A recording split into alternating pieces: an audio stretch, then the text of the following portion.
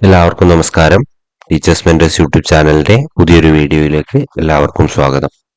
ഇന്ന് ഞാൻ നിങ്ങളുടെ മുന്നിലെത്തിയിരിക്കുന്നത് 6ാം ക്ലാസ്സിലെ സോഷ്യൽ സയൻസ് 5ാമത്തെ യൂണിറ്റുമായിട്ടാണ്. യൂണിറ്റിന്റെ പേര് ഭൂമി, കഥയും കാര്യവും എന്നാണ്. ഏകദേശം 50-ന് മുകളിൽ ചോദ്യങ്ങൾ നമ്മൾ ഈ ഒരു ഭാഗത്ത് ഡിസ്കസ് ചെയ്യുന്നുണ്ട്. എല്ലാം തന്നെ ഇമ്പോർട്ടന്റ് ആണ്. നിങ്ങൾ ആദ്യമായിട്ടാണ് ഈ ഒരു ചാനൽ കാണുന്നതെങ്കിൽ ആ സബ്സ്ക്രൈബ് ബട്ടൺ ഒന്ന് അമർത്തി വയ്ക്കുക. വീഡിയോകൾ നിങ്ങൾക്ക് ഇഷ്ടമാവുന്നുണ്ടെങ്കിൽ നിങ്ങൾ ലൈക്ക് ചെയ്ത് അതെന്നെ അറിയിക്കുക. നിങ്ങളുടെ അഭിപ്രായങ്ങൾ കമന്റ് ബോക്സിൽ രേഖപ്പെടുത്തുക. നമുക്ക് ഓരോരോ ചോദ്യങ്ങളായിട്ട് നോക്കാം. ഒന്നാമത്തെ ചോദ്യം, ഭൂമിക്ക് ഗോളാകൃതിയാണെന്ന ആശയം BC 7ാം നൂറ്റാണ്ടിൽ ആദ്യമായി മുന്നോട്ട് വെച്ച ഗ്രീക്ക് തത്വചിന്തകൻ തെയിൽസ് ആണ്. നമ്മുടെ ഭൂമിക്ക് ഗോളാകൃതിയാണ് എന്ന് ആദ്യം പറഞ്ഞ ശാസ്ത്രജ്ഞൻ ആരാണ്, അല്ലെങ്കിൽ തത്വചിന്തകൻ ആരാണ് എന്ന് ചോദിച്ചാൽ അത് തെയിൽസ് ആണ് എന്നുള്ളത് അവിടെ ഓർത്തിരിക്കുക. ഭൂമി ജലത്തിൽ പൊങ്ങിക്കിടക്കുന്നു എന്ന് വിശ്വസിച്ച തത്വചിന്തകനും തെയിൽസ് തന്നെയാണ്. അപ്പൊ തെയിൽസ് പറഞ്ഞു ഈ ഒരു ഗോളാകൃതിയാണ് എന്നും പറഞ്ഞു. രണ്ടാമതായിട്ട് എന്തു പറഞ്ഞു? ഭൂമി ജലത്തിൽ പൊങ്ങിക്കിടക്കുന്നു എന്ന് വിശ്വസിക്കുകയും ചെയ്തു അദ്ദേഹം. ഭൂമിക്ക് ഗോളാകൃതിയാണെന്ന് സ്ഥാപിച്ച ഗ്രീക്ക് തത്വചിന്തകരാണ് പൈതഗോറസും അരിസ്റ്റോട്ടിലും. അപ്പൊ ആദ്യമായിട്ട് അങ്ങനെ ഒരു ആശയം മുന്നോട്ട് വെച്ച ആള് തെയിൽസ് ആണ്. എന്നാൽ ഭൂമിക്ക് ഗോളാകൃതിയാണെന്ന് സ്ഥാപിച്ച 2 തത്വചിന്തകരുണ്ട്. ഇവരാണ് പൈതഗോറസും അരിസ്റ്റോട്ടിലും. ഭൂമിക്ക് ഗോളാകൃതിയാണെന്ന് സ്ഥാപിച്ച ഗ്രീക്ക് തത്വചിന്തകൻ പൈതഗോറസ് ആൻഡ് അരിസ്റ്റോട്ടിൽ. പൈതഗോറസിന്റെയും അരിസ്റ്റോട്ടിലിന്റെയും ആശയത്തെ ശക്തമായി പിന്താങ്ങിയത് കോപ്പർനിക്കസ് ആണ്. ഈ പൈതഗോറസും അതേപോലെ അരിസ്റ്റോട്ടിലും പറഞ്ഞു ഭൂമിക്ക് ഗോളാകൃതിയാണെന്ന്. ഇവരുടെ ആശയത്തെ ശക്തമായി പിന്താങ്ങിയത് കോപ്പർനിക്കസ് ആണ്. ഭൂമിക്ക് ഗോളാകൃതിയാണെന്നും സാങ്കല്പിക അച്ചുതണ്ടിൽ അത് സ്വയം കറങ്ങുന്നുവെന്നും വിശ്വസിച്ച ഭാരതീയ ശാസ്ത്രജ്ഞനാണ് ആര്യഭട്ടൻ. ഭൂമിക്ക് ഗോളാകൃതിയാണെന്നും സാങ്കല്പിക അച്ചുതണ്ടിൽ അത് സ്വയം കറങ്ങുന്നുവെന്നും വിശ്വസിച്ച ഭാരതീയ ശാസ്ത്രജ്ഞനാണ് ആര്യഭട്ടൻ. ആര്യഭട്ടൻ വിശ്വസിച്ചിട്ടുള്ളത് ഭൂമിക്ക് ഗോളാകൃതിയാണ്, ഒരു സാങ്കല്പിക അച്ചുതണ്ടിൽ ഇത് സ്വയം കറങ്ങുന്നുവെന്നുമായിരുന്നു അദ്ദേഹം വിശ്വസിച്ചിരുന്നത്. ലോകം ചുറ്റിയുള്ള കപ്പൽ യാത്രയിലൂടെ ഭൂമി ഉരുണ്ടതാണെന്ന് തെളിയിച്ച ശാസ്ത്രജ്ഞനാണ് മഗല്ലൻ. അദ്ദേഹം എന്താക്കി? ലോകം ഒന്ന് ചുറ്റി നോക്കി കപ്പൽ യാത്രയിൽ.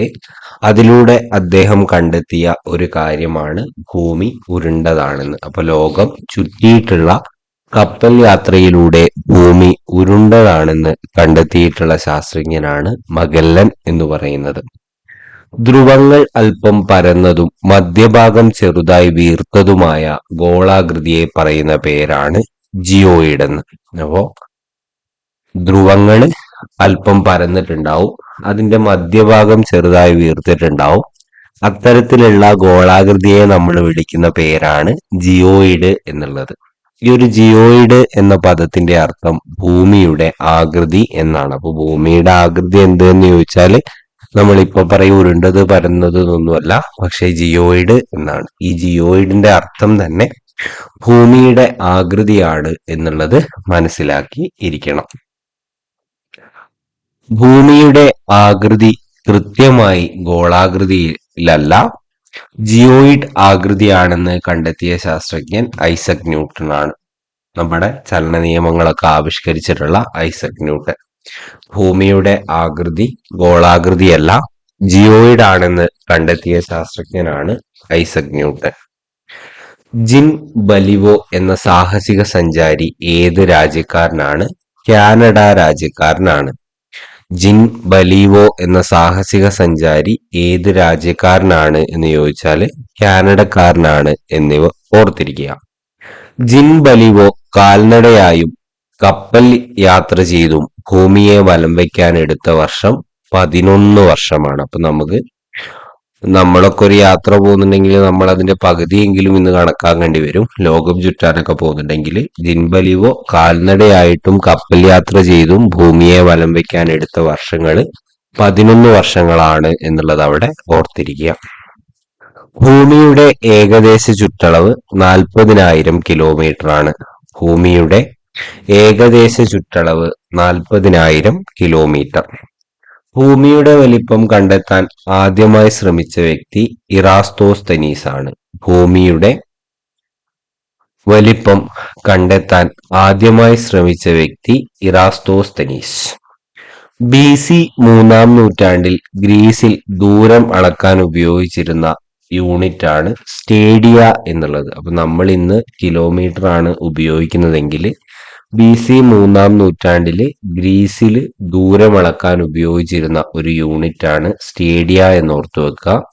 സൂര്യരശ്മികൾ ഭൂമിയിൽ പതിക്കുന്നതിന്റെ കോണളവിനെ മാത്രം ആശ്രയിച്ച് ഭൂമിയുടെ ചുറ്റളവ് കണക്കാക്കിയ ഗ്രീക്ക് തത്വചിന്തകനാണ് ഇറാസ്തോസ്തനീസ് എന്ന് പറയുന്നത്. സൂര്യരശ്മികള് ഭൂമിയിൽ പതിക്കുന്ന ഒരു കോണളവുണ്ട്. ഈ കോണളവിനെ മാത്രം ആശ്രയിച്ച് ഭൂമിയുടെ ചുറ്റളവ് കണക്കാക്കിയിട്ടുള്ള ഒരു ഗ്രീക്ക് തത്വചിന്തകനാണ് ഇറാസ്തോസ്തനീസ് എന്ന് അവിടെ കൃത്യമായിട്ട് ഓർത്തിരിക്കുക. ഇറാസ്തോസ്തനീസ് കണ്ടെത്തിയിട്ടുള്ള ഭൂമിയുടെ ചുറ്റളവ് എത്രയാന്ന് ചോദിച്ചിട്ടുണ്ട്. 2.5 ലക്ഷം സ്റ്റേഡിയാണ് അദ്ദേഹം ഭൂമിയുടെ ചുറ്റളവായിട്ട് പറഞ്ഞിരിക്കുന്നത്. ഇറാസ്തോസ്തനീസ് കണ്ടെത്തിയ ഭൂമിയുടെ ചുറ്റളവ് 2.5 ലക്ഷം സ്റ്റേഡിയ. ഒരു ഗ്ലോബിൽ കുറുകെ വരയ്ക്കുന്ന വരകളെ പറയുന്ന പേര് അക്ഷാംശ രേഖകൾ എന്നാണ്. കുറുകെ എന്ന് പറയുമ്പോൾ കൃത്യമായിട്ട് ഓർത്തിരിക്കുക. നമ്മള് ഇപ്പം ഇതാണ് ഭൂമി എന്നുണ്ടെങ്കിൽ ഇങ്ങനെ വരയ്ക്കുന്ന രേഖകളെയാണ് നമ്മൾ എന്ത് പറയാ? അക്ഷാംശ രേഖകൾ എന്ന് പറയാം. ഒരു ഗ്ലോബിൽ നെടുകെ അല്ലെങ്കിൽ വെർട്ടിക്കലായി കാണുന്ന വരകളെയാണ് നമ്മൾ രേഖാംശ രേഖകൾ എന്ന് പറയാം. അത് നമുക്ക് വേറൊരു കളറിൽ കൊടുക്കാം. രേഖാംശ രേഖകളാവുമ്പോൾ ഇങ്ങനെയാണ് വരിക. അപ്പൊ ഇതെന്താണ്? ചുവപ്പ് അക്ഷാംശമാണ്. ഈ നീല എന്താണ്? രേഖാംശമാണ്. അപ്പോ ഇങ്ങനെ നമ്മൾ നേരെ മുകളിൽ നിന്ന് താഴേക്ക് വരയ്ക്കുന്നതിന് നമ്മൾ രേഖാംശ രേഖകൾ എന്നാണ് പറയുക. അതേപോലെ കുറുകെ വരയ്ക്കുന്ന വരകളെ നമ്മൾ അക്ഷാംശ രേഖകൾ എന്നാണ് പറയുക എന്നുള്ളതും അവിടെ ഓർത്തിരിക്കുക. ഭൂമിയുടെ കേന്ദ്രത്തിൽ നിന്ന് ഭൗമോപരിതലത്തിലെ ഓരോ ബിന്ദുവിലേക്കുമുള്ള കോണീയ അകലമാണ് അക്ഷാംശം എന്നതുകൊണ്ട് നമ്മൾ ഉദ്ദേശിക്കുന്നത്. ഭൂമിയുടെ കേന്ദ്രത്തിൽ നിന്ന് ഭൗമ ഉപരിതലത്തിലെ ഓരോ ബിന്ദുവിലേക്കുമുള്ള കോണീയ അകലം അക്ഷാംശം. ഒരേ കോണീയ അളവുകൾ തമ്മിൽ യോജിപ്പിച്ചു വരയ്ക്കുന്ന രേഖകളാണ് അക്ഷാംശ രേഖകൾ. ഇങ്ങനെ ഒരേ കോണീയ അളവ്, രണ്ട് സൈഡിലുമുള്ള ഒരേ കോണീയ അളവുകൾ തമ്മിൽ യോജിപ്പിച്ചു വരയ്ക്കുന്ന രേഖകളാണ് അക്ഷാംശ രേഖകൾ. ഭൂമിയുടെ കേന്ദ്രഭാഗത്തുകൂടി കടന്നുപോകുന്ന സാങ്കല്പിക ദണ്ഡാണ് അച്ചുതണ്ട്.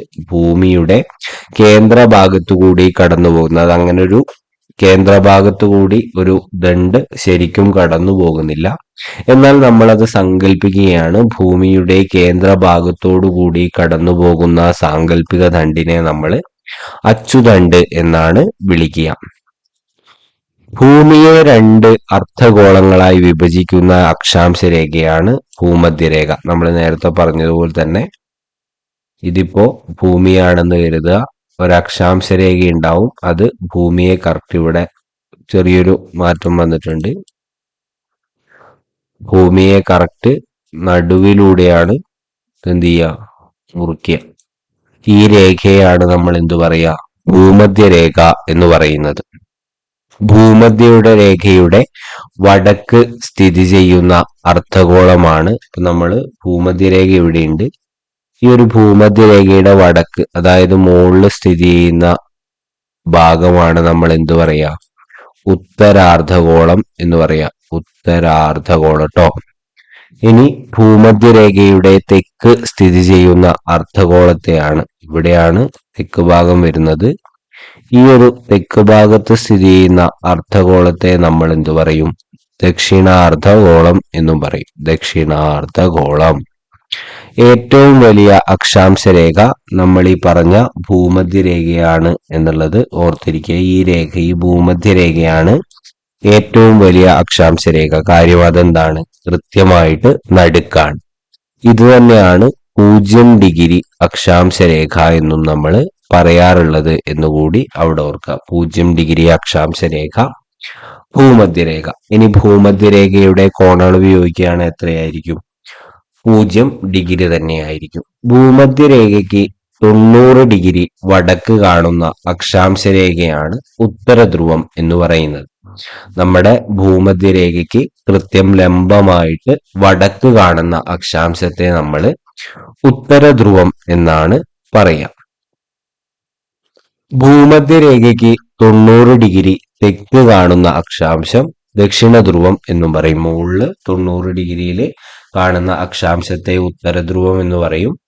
പിന്നെ താഴെ തെക്ക് ഭാഗത്ത് കാണുന്ന 90° അക്ഷാംശത്തെ നമ്മൾ ദക്ഷിണധ്രുവം എന്നുമാണ് പറയുക എന്നുള്ളത് ഓർത്തിരിക്കുക. ഉത്തരാർദ്ധഗോളത്തിലെ അക്ഷാംശ രേഖകളെ പറയുന്നത് വടക്ക് അക്ഷാംശ രേഖകൾ എന്നാണ്. അപ്പൊ ഉത്തരാർദ്ധഗോളം വടക്ക് ഭാഗത്താണ്, അതുകൊണ്ട് തന്നെ ഉത്തരാർദ്ധഗോളത്തിലെ അക്ഷാംശ രേഖകളെ പറയുന്നത് വടക്ക് അക്ഷാംശ രേഖകൾ എന്നാണ്. ഇനി ദക്ഷിണാർദ്ധഗോളത്തിലെ അക്ഷാംശ രേഖകളെ നമ്മൾ പറയുന്നത് തെക്ക് അക്ഷാംശ രേഖകൾ എന്നാണ്. ഉത്തരാർദ്ധഗോളത്തിലെ അക്ഷാംശ രേഖകളെ വടക്ക് അക്ഷാംശ രേഖകൾ എന്ന് പറയുന്നു. ദക്ഷിണാർദ്ധഗോളത്തിലെ അക്ഷാംശ രേഖകളെ തെക്ക് അക്ഷാംശ രേഖകൾ എന്ന് പറയുന്നു. 66.5 വടക്ക് അക്ഷാംശമാണ് ആർട്ടിക് വൃത്തം എന്ന് പറയുന്നത്. 66.5° വടക്ക് അക്ഷാംശത്തെ നമ്മൾ ആർട്ടിക് വൃത്തം എന്ന് പറയുന്നു. 66.5 തെക്ക് അക്ഷാംശത്തെ അന്റാർട്ടിക് വൃത്തം എന്ന് പറയുന്നു. 66.5 തെക്ക് അക്ഷാംശത്തെ അന്റാർട്ടിക് എന്ന് പറയുന്നു. 23.5 വടക്ക് അക്ഷാംശത്തെ നമ്മൾ ഉത്തരായന രേഖ എന്നാണ് പറയുക. PSC പരീക്ഷകൾക്ക് 1 മാർക്ക് ചോദ്യമാണ്. 23.5 തെക്ക് അക്ഷാംശത്തെ നമ്മൾ ദക്ഷിണായന രേഖ എന്നാണ് പറയുക. ഗ്ലോബിൽ ഇരുധ്രുവങ്ങളെയും തമ്മിൽ ബന്ധിപ്പിച്ചു വരയ്ക്കുന്ന രേഖകളെ നമുക്ക് രേഖാംശ രേഖകൾ എന്ന് പറയാം. അക്ഷാംശ രേഖകൾക്ക് ലംബമായി വരച്ചിട്ടുള്ള വക്രരേഖകളാണ് നമ്മൾ രേഖാംശ രേഖകളായിട്ട് കണക്കാക്കുന്നത്. 0° അക്ഷാംശം നമ്മൾ ഭൂമധ്യരേഖ എന്ന് പറഞ്ഞു. ഇനി 0° രേഖാംശം അറിയപ്പെടുന്ന പേരാണ് മാനക രേഖാംശം. 0° അക്ഷാംശം എന്താണ്? ഭൂമധ്യരേഖയാണ്. 0° രേഖാംശം അറിയപ്പെടുന്നത് മാനക രേഖാംശം എന്നാണ്. മാനക രേഖാംശത്തിന് ഇരുവശവും കിഴക്കും പടിഞ്ഞാറുമായിട്ടുള്ള കോണീയ അകലത്തെയാണ് നമ്മൾ രേഖാംശം എന്ന് പറയാ. മാനക രേഖാംശത്തിന് ഇരുവശവും കിഴക്കും പടിഞ്ഞാറുമായിട്ടുള്ള കോണീയ അകലമാണ് രേഖാംശം. കിഴക്ക് അർദ്ധഗോളത്തിലെ രേഖാംശങ്ങളെ നമ്മൾ കിഴക്ക് രേഖാംശ രേഖകൾ എന്ന് പറയും. കിഴക്ക് അർദ്ധഗോളത്തില് രേഖാംശ രേഖകൾ ഉള്ളത് കൊണ്ട് അതിനെ കിഴക്ക് രേഖാംശ രേഖകൾ എന്ന് പറയും. പടിഞ്ഞാറ് അർദ്ധഗോളത്തിലെ രേഖാംശ രേഖകളെ പറയുന്ന പേരാണ് പടിഞ്ഞാറ് രേഖാംശ രേഖകൾ. പടിഞ്ഞാറ് അർദ്ധഗോളത്തിലെ രേഖാംശ രേഖകളെ പറയുന്നത് പടിഞ്ഞാറ് രേഖാംശ രേഖകൾ എന്നാണ്. ഭൂമിയിൽ ഒരു സ്ഥലത്തിന്റെ കൃത്യമായ സ്ഥാനം നിർണ്ണയിക്കുന്നതിന് അടിസ്ഥാനമാക്കുന്നത് അക്ഷാംശ രേഖയും രേഖാംശ രേഖയുമാണ്. ഇപ്പൊ ഞാൻ ഭൂമിയിലുള്ള ഒരാളാണ്. അപ്പൊ എന്റെ സ്ഥാനം കൃത്യമായിട്ട് നിർണ്ണയിക്കുന്നതിന് ഉപയോഗിക്കുന്ന 2 കാര്യങ്ങൾ എന്തൊക്കെയാണ് എന്ന് ചോദിച്ചിട്ടുണ്ടെങ്കിൽ അതിലൊന്ന് അക്ഷാംശ രേഖയും രണ്ടാമത്തത് എന്തായിരിക്കും? രേഖാംശ രേഖയും ആയിരിക്കും. ഇനി അടുത്തത് PSCക്ക് 1 മാർക്ക് ചോദ്യം നമുക്ക് ഏകദേശം ഉറപ്പിക്കാൻ പറ്റുന്ന 2 ചോദ്യങ്ങളാണ്. ഇന്ത്യയുടെ അക്ഷാംശ സ്ഥാനം 8° വടക്കിനും 38° വടക്കിനും ഇടയിൽ. PSC 1 മാർക്ക് ചോദ്യമാണ്. ഇന്ത്യയുടെ രേഖാംശ സ്ഥാനം 68° കിഴക്കിനും 98° കിഴക്കിനും ഇടയിൽ. ഇന്ത്യയുടെ അക്ഷാംശ സ്ഥാനം 8° വടക്കിനും 38° വടക്കിനും ഇടയിലാണ്. ഇന്ത്യയുടെ രേഖാംശ സ്ഥാനം 68° കിഴക്കിനും 98° കിഴക്കിനും ഇടയിലാണ്. ഭൂമി അതിന്റെ അച്ചുതണ്ടിൽ സ്വയം കറങ്ങുന്നതാണ് നമ്മൾ ഭ്രമണം എന്ന് പറയാം. ഭൂമി അതിന്റെ അച്ചുതണ്ടിൽ സ്വയം കറങ്ങുന്നതാണ് ഭ്രമണം എന്നുള്ളത് ഓർത്തിരിക്കുക. ഭൂമിയിൽ പകലും രാത്രിയും മാറി മാറി അനുഭവപ്പെടാൻ കാരണം ഭൂമിയുടെ ഭ്രമണമാണ്. ഭൂമിയിൽ പകലും രാത്രിയും മാറി മാറി അനുഭവപ്പെടാൻ കാരണം ഭൂമിയുടെ ഭ്രമണം. ഭൂമിക്ക് ഭ്രമണം പൂർത്തിയാക്കാൻ വേണ്ട സമയം 24 മണിക്കൂറാണ്. ഭൂമിക്ക് ഒരു ഭ്രമണം പൂർത്തിയാക്കാൻ വേണ്ട സമയം 24 മണിക്കൂർ. ഭൂമി അതിന്റെ സാങ്കല്പിക അച്ചുതണ്ടിന്റെ ആധാരമാക്കി സ്വയം കറങ്ങുന്നതിനോടൊപ്പം സൂര്യനെ വലം വയ്ക്കുകയും ചെയ്യുന്നത് അറിയപ്പെടുന്നത് പരിക്രമണം എന്നാണ്. ഭൂമി അതിന്റെ സാങ്കല്പിക അച്ചുതണ്ടിൽ ആധാരമായിട്ട് സ്വയം കറങ്ങും. ഇതിനെ നമ്മൾ ഭ്രമണം എന്ന് വിളിക്കും. അതിന്റെ കൂടെ തന്നെ ഈ ഒരു ഭൂമി എന്ത് ചെയ്യുന്നുണ്ട്? സൂര്യനെ വലം വയ്ക്കുകയും ചെയ്യുന്നുണ്ട്. ഇത് അറിയപ്പെടുന്നത് പരിക്രമണം എന്നാണ്. ഭൂമിയിൽ വിവിധ കാലങ്ങൾ അനുഭവപ്പെടാൻ കാരണം ഈ ഒരു ഭൂമിയുടെ പരിക്രമണമാണ്. ഭൂമിയിൽ വിവിധ കാലങ്ങൾ അനുഭവപ്പെടാൻ കാരണം ഈ ഒരു ഭൂമിയുടെ പരിക്രമണമാണ് എന്നുള്ളത് ഓർത്തിരിക്കുക. ഭൂമിയുടെ പരിക്രമണ വേഗത മണിക്കൂറിൽ ഏകദേശം എത്ര കിലോമീറ്റർ ആണ് എന്ന് ചോദിച്ചാൽ 96,000 കിലോമീറ്റർ പെർ മണിക്കൂറാണ്. ഭൂമിയുടെ പരിക്രമണ വേഗത മണിക്കൂറിനുള്ളിൽ ഏകദേശം എത്ര കിലോമീറ്റർ ആണ് എന്ന് ചോദിച്ചാൽ 96,000 കിലോമീറ്റർ പെർ മണിക്കൂറാണ്. ഒരു പരിക്രമണം പൂർത്തിയാക്കാൻ ഭൂമിക്ക് വേണ്ടിവരുന്ന ദിവസങ്ങൾ 365 ദിവസവുമാണ്. 365 ദിവസം. ഒരു പരിക്രമണം പൂർത്തിയാക്കാൻ ഭൂമിക്ക് വേണ്ടി വരുന്ന സമയം 365 ദിവസമാണ് എന്നുള്ളത് അവിടെ ഓർത്തിരിക്കുക. ഒരു അതിവർഷത്തിലെ ദിവസങ്ങളുടെ എണ്ണം എത്രയാണെന്ന് ചോദിച്ചാൽ 366 ദിവസം ഉണ്ടാവും. ഒരു അതിവർഷത്തിലെ ദിവസങ്ങളുടെ എണ്ണം 366. ഒരു വിമാനത്തിന്റെ വേഗത മണിക്കൂറിൽ ഏകദേശം എത്ര കിലോമീറ്റർ ആണ് എന്ന് ചോദിച്ചാൽ 560 കിലോമീറ്റർ ആണ്. ഒരു വിമാനത്തിന്റെ വേഗത മണിക്കൂറിൽ ഏകദേശം എത്ര കിലോമീറ്റർ ആണ്? 560 കിലോമീറ്റർ. ഇത്രയുമാണ് ഈ ഒരു ചാപ്റ്ററിൽ പ്രധാനമായിട്ടും ഡിസ്കസ് ചെയ്യാനുള്ളത്. അടുത്ത ചാപ്റ്ററുമായിട്ട് ഉടനെ വരുന്നതായിരിക്കും. അതുവരെ have a good day. By.